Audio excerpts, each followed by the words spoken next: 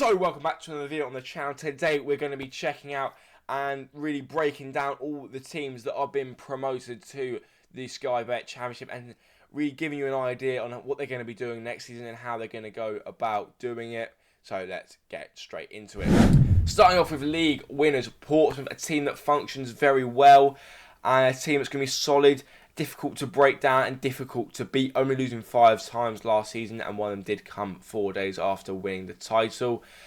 Not the most exciting team you're ever going to see, but one that's going to be a team that plays the percentage as well. My only real worry is that last season we enjoyed a lot of the possession. We like to control the games, control the pace of it all. And with 58.6% possession and being able to create 13.2 chances every time, well, on average last season, it's not going to be the case next season. Every team's going to be wanting to play against us. We're going to go into games not being the favourites on paper. So it's going to be interesting to see how Mourinho's side adjusts to that change in environment. Whether we bring many players in, I'm not too sure. We'll get to that in a minute. But the good thing is about this side is we never really relied on any one player. We don't have a system where it relied on getting the ball to a certain player and letting them do a bit of magic. The closest player to that was probably Abu Kamara, who we're going to be losing next season. But we didn't solely rely on him. We had options from elsewhere. I think that was a real good thing for us last season, as in the past, injuries have derailed our season. But we probably had more injuries than we've ever had before last year. And yet it never really seemed to affect the performances on the pitch. Another thing about this side is that they never seem to give up. I think next season that's going to be so crucial. Scoring 14 goals after the 80-minute mark last season suggests that this team never really knows when they're down, never really knows when they're beaten, and is always fighting till the very last minute. We saw so many goals in added time last season, right at the end of the games, where we were snatching draw from a defeat or snatching a win from a draw, and at the end of the season, all those points add up.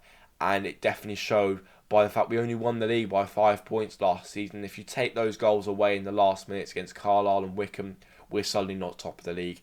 So I do think that sort of attitude from these players is going to go into next season and work really well, because it's clear to see that the dressing room is so tight at the minute, that from the manager to the fans to the players, it all seems to work really well at the minute. I think that's definitely going to help us next season. Hopefully the fans can bring the same level of atmosphere that we were bringing to the back end of last season when everything was going well, when it's going to be a little bit tougher next season. And I think if we do, that will help us get over the line and secure safety. A couple of players to look out for next season, I would be looking at Regan Poole, who was arguably the best centre-half in the league last year before his ACL injury. It will be interesting to see how he comes back after so long on the sidelines, but if he comes back anything like the player he was before, he's definitely going to be a standout player in this Portsmouth side. His ability to go forward with the ball and be so comfortable with it, also reading the game as well as he does, making very important last-ditch tackles. He's going to be a crucial player next season, whether he's alongside Shaughnessy or McIntyre or someone else that we bring in. He is going to be the main guy next season in that back line, especially as we've lost a couple of players to free transfers to Rotherham, including Rafferty and Raggett. So it'll be interesting to see who we bring in to replace them and how Regan Poole commands his back line. Another player to be looking out for is Marlon Pack. Whilst he had a fantastic season last time around, he may not have that same impact on the pitch next season, as he's 32. He's heading into the twilight of his career now, but he's definitely still got that presence around the football club, and his experience at this level, he can give bits of advice to players. He can obviously help to cultivate a very healthy dressing room atmosphere. He's a leader on and off the pitch, and he really gets what it means to play for the club. And his quality that he brought to the team last season, he's still going to be able to bring that in short spurts next season, and he's definitely still going to have an effect on games. But I think that his overall package means that he's going to be a vital player for us next season, and it was a real good call to obviously offer him a new contract. The next player, or the final player I'm going to be suggesting to look out for next season, is 23-year-old Paddy Lane, who really came into his own last season with 19 goal contributions, 12 goals, 7 assists, and he wasn't even in favour at the start of last season. He was a fantastic player who has the ability to change matches with his natural finishing ability, and his ability to get into those positions. He's, out of everyone last season, apart from obviously Colby Bishop, he was the player that when he went through one-on-one, I backed him to score every single time, and 9 times out of 10, the ball did end up hitting the back of the net. A fantastic player, and after a breakthrough year, it'll be interesting to see how he adapts to the new level at the Championship, and if he can just kick on and go from strength to strength next season. I do think Fleetwood definitely made a mistake in letting him go, but we'll absolutely take Paddy Lane, as he was been a fantastic player and crucial to our promotion. On to Derby County now, who are another solid team, a real hard one to break down. A team with the best defensive record in the league speaks for itself. Only conceding 37 goals means that they're going to cause some big sides some big problems, especially at Pride Park, where they are so difficult to beat. I say they did lose 10 games last season, but 3 of them came in the first 6 matches. I think it did take a little bit of time for Paul Warne to get this Derby County side right, but come the end of the season, they were such a tough side to beat, and I think that their ability to turn draws into wins was massive for them last season. It definitely got them promoted. I mean, I'd often at times be looking at 70-minute mark and they'd be drawing and they'd just find a goal from somewhere, and that ability to just create a moment of magic to score a goal when it's not looking likely, it's going to be massive for them next season. I mean, if you take last season's Championship and the teams that went down compared to the teams that just about survived, I mean, Blackburn was a team that, without Sammy Schmolix, they would have gone down last season. I think that is going to be something that Derby are going to be looking to replicate. Not necessarily having one player that produces the moment of magic every time, but having different players that can pop up with a goal here and there in crucial moments. I think that's going to be vital to their survival. And a team like Derby County should never have been in League One, but they were obviously there due to some financial difficulties, so I don't expect them to be spending big this summer. So I think the players they've already got there are going to be so vital to their survival next season. And the players they've got at the minute, they're only going to get better. They've got a real young core of players that if they can keep hold of for at least another season, I mean, the likes of Irene Cashin, who was a solid defender last season, often appearing on the left of that back three.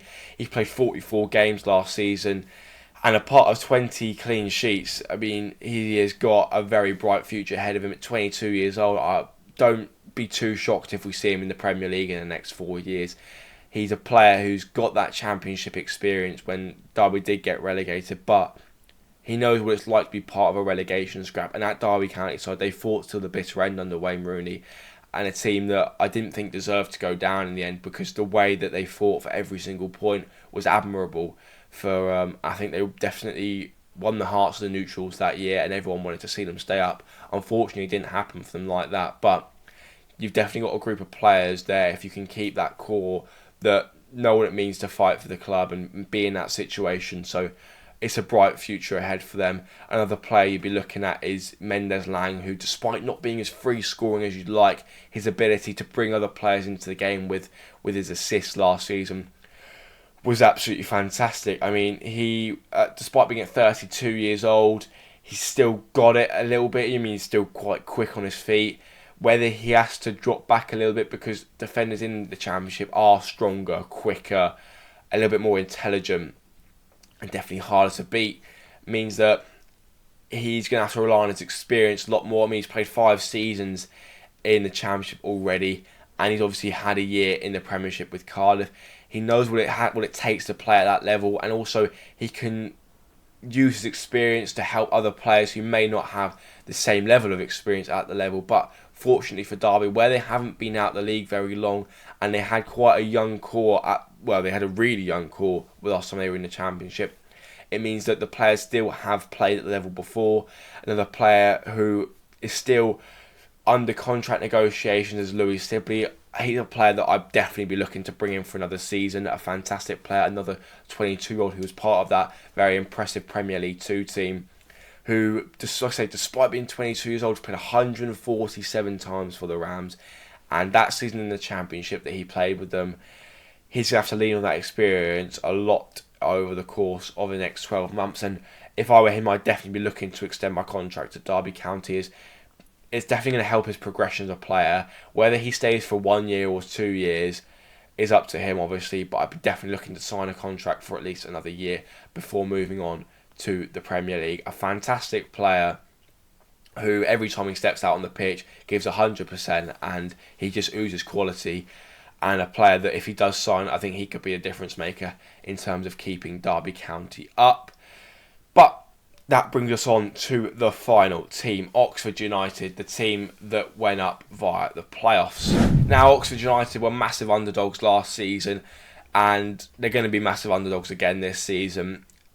It was a season that would have broken most teams, but that's something that this Oxford United team has that not many other teams do. That spirit to bounce back from their manager leaving halfway through the year, and then they had the poor start under Des Buckingham, but they managed to get things going at the right time, winning 4 of their last 6 matches going into the playoffs, where they put on impressive performance after impressive performance.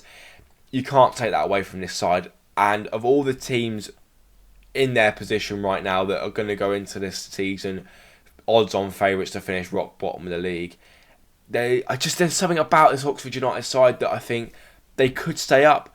Whilst I don't think they will, they have a tactic that is easily translatable into the league, sitting on that back foot and then counter-punching, hitting teams hard. We saw that in the playoffs a number of times, especially in that final where they executed the game plan perfectly. I mean, they had 2 real golden opportunities and they took them both really, really well. Obviously got a bit lucky with that deflection off of Ricky Santos for the first goal, but I think that the way that they stopped Bolton having any shots on target, and Bolton are going to be a team that they're going to be gutted to miss out on getting to the Championship, but they're a Championship level side, so it shows that they can do it. Oxford, obviously it was their day at Wembley, and with a couple of new additions, who knows what this side can do. And with players like Cameron Brannigan, who has got to be a club legend at this point, he has been with the club for so long now, through the highs and the lows. He's obviously just brings that level of class. I mean, the 21 goal contributions, but it's more than that for me. I think the way he stuck by the club and the way he said that when he got there, he was going to be a player that helped them get promotion to the Championship, and he stuck to his word. And I think that Cameron Brannigan will always be an Oxford United legend, and deservedly so. He was the one who had earned this promotion more than anyone else on that pitch, and when you look at the Oxford United side, he's the player that I am most happy for, and I think most neutrals were quite happy for him when he got promoted. Another player you're looking at and thinking he was a brilliant addition last season was Ruben Rodriguez. The midfielder played a vital role last season, playing 43 times for Oxford. And the goal scorer and midfielder, his goals could help them stay in the league for another year. I mean, a lot of goals came from midfield for Oxford last season. If they can translate that again while bringing in a striker who's also going to score a few goals, that could potentially keep him in the league. And despite him only having 3 assists, 2 of them did come at Wembley, so I think he can be let off a little bit. His ability to make stuff happen is going to be something that's going to be vital for Oxford next season. And for a team that's going to have the smallest budget in the league by a long way, it's going to be players like that that are going to need to step up. And I think that Ruben will definitely do that.